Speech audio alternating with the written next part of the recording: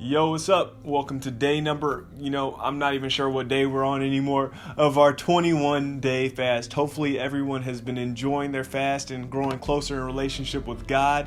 It's just been a great fast for me thus far. But let's go ahead and dive right on in. We're on week number 2 of our fast, and this week we are talking about growing in godly stature. We talked about in Luke chapter 2, verses 52, it talks about Jesus growing in both wisdom, stature, and favor amongst God and man. But it's funny, in the Bible, that's not the only time they mention someone growing in those things. If we look all the way back in Samuel, 1 Samuel, it talks about Samuel in that same exact way. In 1 Samuel chapter 2, verse 26, it said, "Now the boy Samuel continued to grow both in stature and in favor with the Lord and also with man."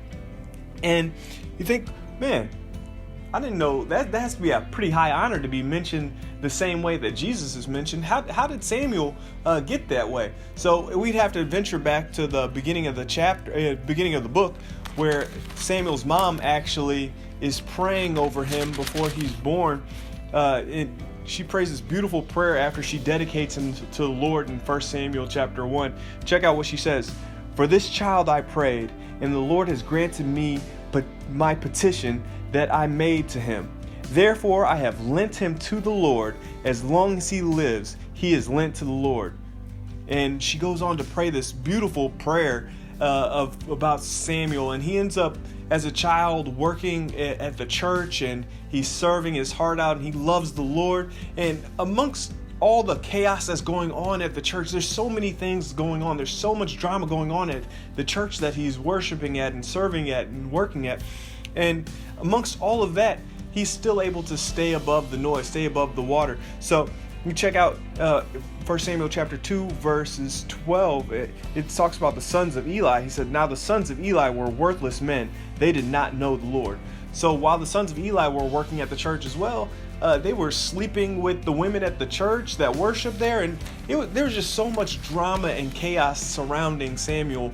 And as a child, that's something that is easy to kind of take on all these things that's going on around you and start living the way that your environment is telling you to live. But Samuel is able to stay above that noise. It said in 1 Samuel chapter 2, verse 18, "Samuel was ministering before the Lord, a boy clothed with a linen ephod." And he's taking on a priest's garments, and he's in constant conversation with the Lord, constantly growing, constantly praying, and he's just able to continue to grow. So as it makes you think, as you're in your workplace, there's a lot of drama in the workplace. There's a lot of gossip in the workplace.